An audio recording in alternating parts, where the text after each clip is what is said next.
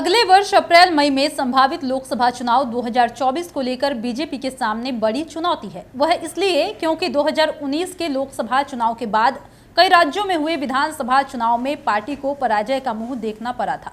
अब आगामी लोकसभा चुनाव में बीजेपी की इन राज्यों में क्या संभावना है, इसे जानने के लिए अभी हाल में हुए सर्वे पर नजर दौड़ाने की जरूरत है। बीजेपी को 2019 के बाद हुए विधानसभा चुनाव में महाराष्ट्र, झारखंड, दिल्ली, पश्चिम बंगाल और हिमाचल प्रदेश में हार का सामना करना पड़ा था। इसमें दिल्ली और पश्चिम बंगाल में बीजेपी की स्थिति बहुत ही खराब रही थी। पश्चिम बंगाल के नतीजे सर्वाधिक चौंकाने वाले थे। यहां पर पार्टी का वोट परसेंट बढ़ने के बावजूद करारी शिकस्त झेलनी पड़ी थी। विधानसभा चुनाव में इन 5 राज्यों में लचर प्रदर्शन के बावजूद 2024 लोकसभा में बीजेपी गठबंधन को नुकसान होता दिखाई दिया। और बता दें कि सर्वे के अनुसार महाराष्ट्र में एनडीए को अगले आम चुनाव में कुल 48 सीटों में से 24 सीटें मिलने की संभावना जताई गई है। वहीं Indian national development inclusive alliance को भी इतनी ही 24 सीटें मिलने की अनुमान जताई गई है।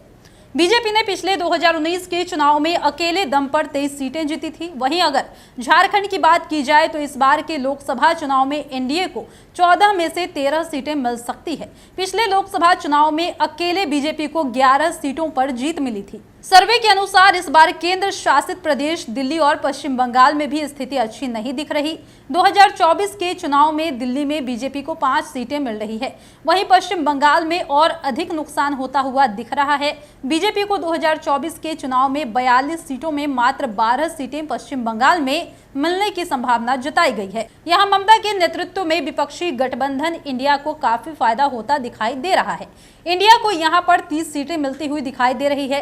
2019 के आम चुनाव में बीजेपी ने अकेले दम पर 18 सीटों पर जीत हासिल की थी। वहीं दिल्ली में दमदार प्रदर्शन करते हुए 7 लोकसभा सीटें जीतकर विरोधियों का सुपरा साफ किया था। हालिया सर्वे के परिणामों को माने तो बीजेपी को हिमाचल प्रदेश में भी झटका लग सकता है।